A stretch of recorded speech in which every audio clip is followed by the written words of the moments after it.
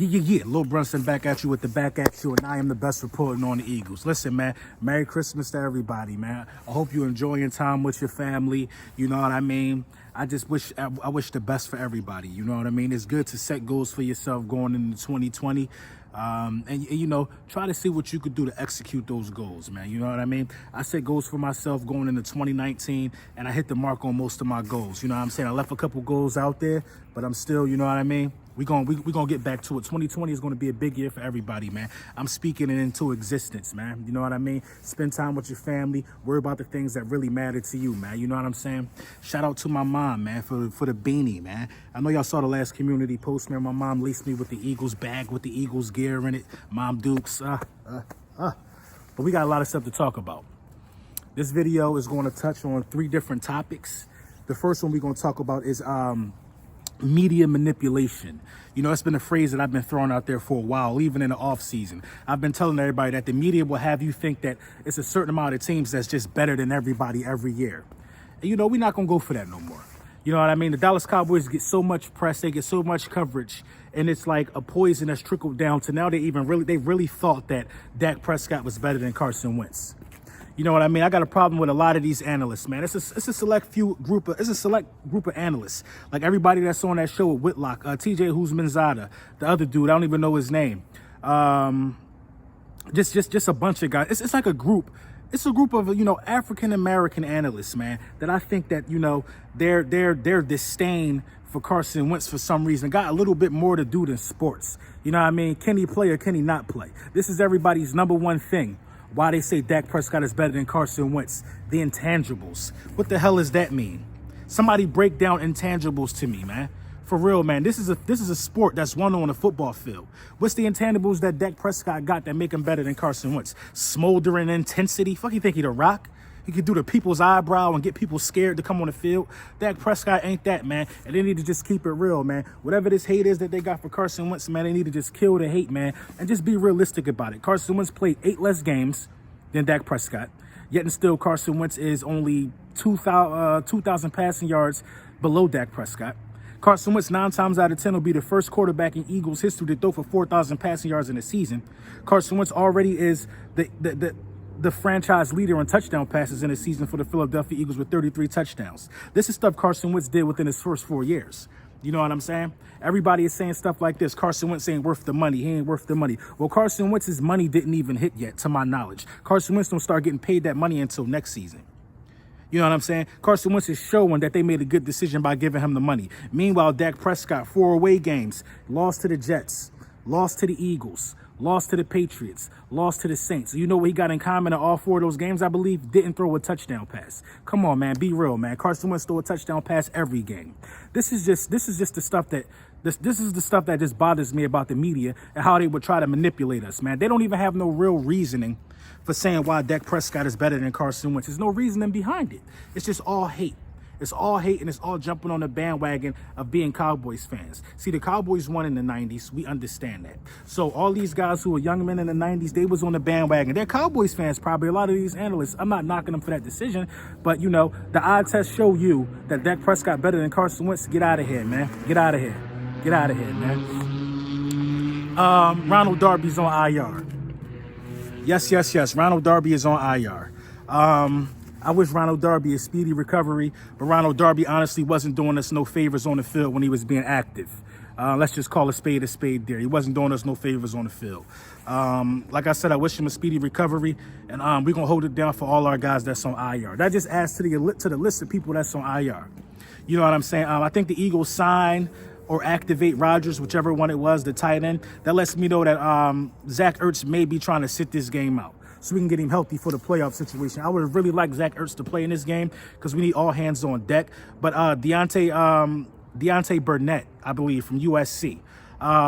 This guy is a little underrated in my opinion, man. Deontay Burnett was signed to the Eagles. I think he's on the active roster. Correct me if I'm wrong. Burnett was one of the guys responsible for letting everybody know that Sam Darnold was a good quarterback. Because listen, man, to be a good quarterback, you got to be able to have some good receivers, especially in college, unless you're just a phenom.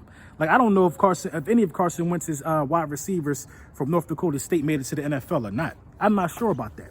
You know what I'm saying? But that just proves that Carson Wentz didn't need a big name to be a top 3 pick, you know what I mean? To be a top 2 pick in the NFL draft. Just like he don't need a big name to take over the NFC East at the wide receiver position. You know what I mean? Carson Wentz never had that dominant, that franchise-changing #1 wide receiver his entire life. So you know what I mean? So it's no surprise to me there that, you know, Carson Wentz is able to make do when he got to make do. That's just what Carson Wentz does. So I like that kid Burnett though, man. A lot of people are wondering why no Micah Michelle, whatever his name is, our wide receiver on the practice squad. A lot of people are wondering why haven't we seen him?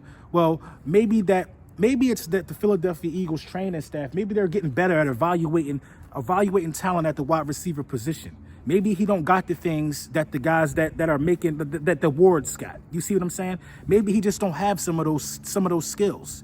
You know what I mean? Now, Arcega-Whiteside plays like a practice squad receiver at times, but you got to justifiably give him time to grow because he was a high draft pick, and I understand that concept. You know what I'm saying? So Arcega-Whiteside is actually growing and learning on the job. You know what I mean? Let's jump into these keys to victory, man, to beating the New York Giants, man. You know, this is a game right here, man. We lose this game, this has the potential to absolutely spoil everything we worked for. We lose this game, the win against Dallas don't mean nothing. To totally demoralize Dallas, to totally shut Dallas up, for real, we got to win the division and they got to go home. They got to go home. So we got to beat the Giants. The job ain't over yet, and I'm glad Doug Peterson understand that. Yeah. It ain't over yet. It's not over yet. We got to beat the Giants, and the Giants are far more capable of beating us than the than the Dallas Cowboys. If you remember, in the beginning of the season, now, I don't think my predictions were off. I said the Philadelphia Eagles were going to come in first, and I said the New York Giants were going to come in second in the division, and the Dallas Cowboys was going to finish third, and the Redskins were going to be last. Now, they off when you think about it, but being as though how bad the division played and how bad the division shaped out, who looks like the more dangerous team right now? Out of the Giants and the Dallas Cowboys. Come on, man. It's the New York Giants, man. Dude just threw for 5 touchdown passes, which brings me to my first key. You got to get pressure on Daniel Jones. I don't care if he did that against the Rams. He did it. You got to get pressure on Daniel Jones. So that's a big one for me right there, man. Pressure on Daniel Jones. The sun is blazing out here on Christmas Day. You want to get pressure on Daniel Jones, for sure. Get that pressure on Daniel Jones. I'm looking for the defensive line to really have a big game in this game. I'm looking for some sacks. I'm looking for Fletcher Cox to impose his will. Yeah, he didn't show up on a stat sheet against Dallas, but this is what Fletcher Cox did. Almost broke his arm on Ezekiel Elliott's helmet. You know what I'm saying? Get whatever he get done, get it wrapped up, come right back in the game and punch out a fumble against Tony Pollard. That's what a cornerstone of a franchise does. That's what an elite player does. You know what I'm saying? We don't wave to the sideline of Philly and say we need to come out. We know what we got to do in MetLife. You got to get pressure on Daniel Jones, and you got to have the same game plan you had for Dak against Daniel Jones. You want to show them guys multiple looks. Now, I will say this. Dak Prescott missed some plays that could have put us to bed. He had some wide open receivers streaking down the sideline. You don't want to give that opportunity to Daniel Jones. Daniel Jones will connect on passes like that, especially to a Slayton or even a Golden Tate, who would love nothing more than to put us out the playoffs because he played for us last year. You know what I mean? The second key, which I think is quite evident, is to stop Saquon Barkley.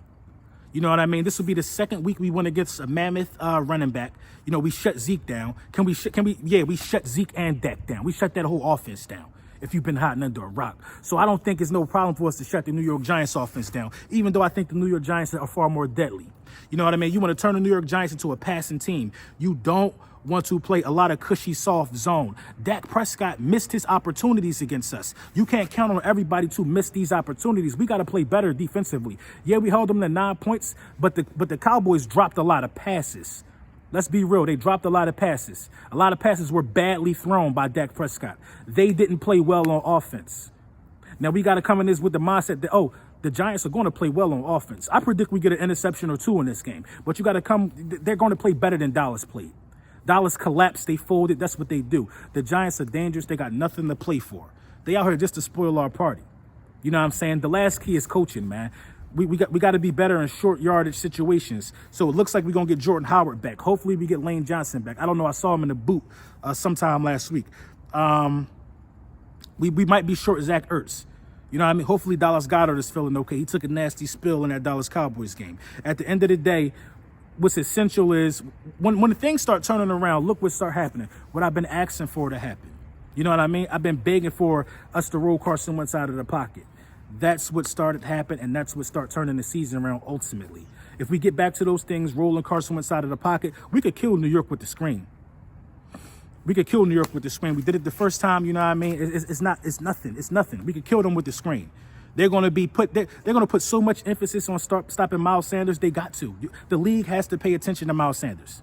You got to pay attention to these Penn State running backs now, man. The league got to pay attention to Miles Sanders now. The play action should be a good one in this game. It was raining. It was nasty. You know what I'm saying? Carson Wentz found a way to, to do what he had to do in a nasty rain. This is a dangerous game. It's on the road, man. It's on the road. We got to go on the road and beat the Giants, man. Who want to spoil our party? You know what I'm saying? I would like the Redskins to finish Dallas off, but we got to go on the road and, you know what I mean, do what we got to do too. So, at the end of the day, man, it's all in front of us. This is what we wanted, but it's just not over yet, man. It's not over yet. We're setting ourselves up potentially to say, how did we get in the playoffs? When we look over this in the offseason, when it's all said and done, after we beat the Giants, how do we get in the playoffs? We did it by owning our division. Make no mistake about that. Look at our last 4 games. They were against the divisional opponents. We had the Giants, we had the Redskins, the Cowboys, and the Giants again. We did it by taking care of the business and the guys of in the division. That's huge. A lot of people can't say that's how they did it. Division games are hard. Division games are hard. I don't care if our division is trash. Division games are hard. You know what I'm saying? So at the end of the day, man, the Philadelphia Eagles got it planned out. It's laid out right in front of them, man. Let me know what your guys think in the comments. Merry Christmas.